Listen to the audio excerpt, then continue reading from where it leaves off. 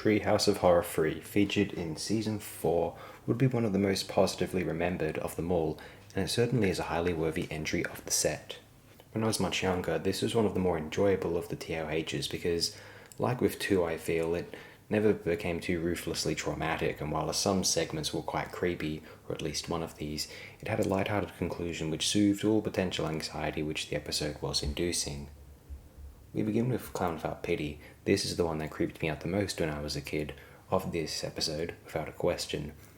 The fact that this sadistic little doll was trying to kill Homer I used to find really unsettling, and no one believing him until he very nearly is strangled to death. I used to be quite unnerved by puppets, killer toys, seeing a Child's Play box art would just freak me out to no end, and so Clown Without Pity was not a relaxing viewing experience, but the happy ending, of sorts, was well appreciated, although the clown still seemingly intends to want to kill Homer at some stage.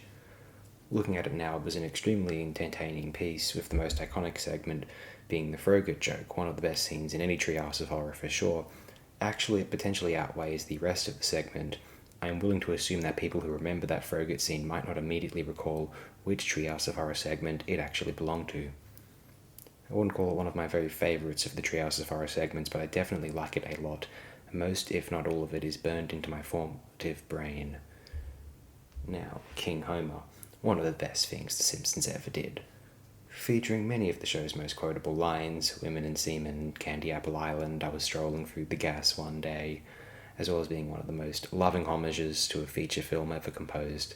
King Homer is a masterpiece, and as a kid it wasn't so scary, not on repeat viewings.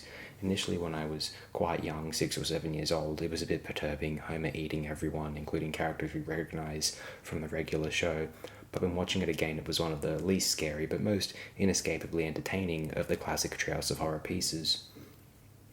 I just adore King Homer.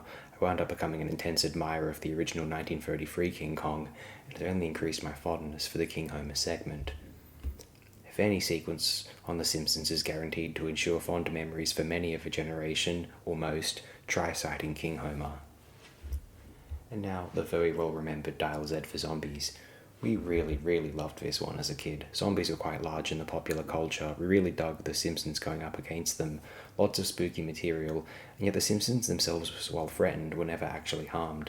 Watching it for the first time, not knowing how it would conclude, was riveting. As a kid, I had no idea what might happen at the end. Some Treehouse of Horrors had some pretty morbid endings, but it just wound up being totally spooky but ultimately satisfying and not very traumatic as a whole.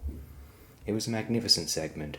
He was a zombie, Homer lacking brains, to the book depository. Is this the end of zombie Shakespeare?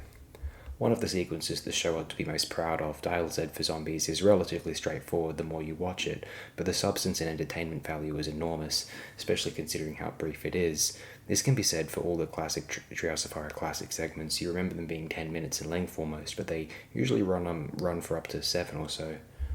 One of the most accessible and palatable to a potentially scared child of the classic Treehouse of Horrors, it has to be said that from here they really upped the ante, and each TOH afterward had at least one segment for the next few years that totally terrified me as a kid, utter nightmare fuel. I have nothing but love for this episode, and of course this season of the show used to be most frequently cited as the best, and I have no issue with that claim. I tend to think of 5 as my favourite, but 3 to 7 is so extraordinary that one could pick any one of those. One of the most beloved TOH episodes for very good reason. Tune in next time for the reckless, sadistic Merkin Era's Treehouse of Horror duo. Oh man, were these impressionable upon a very young person.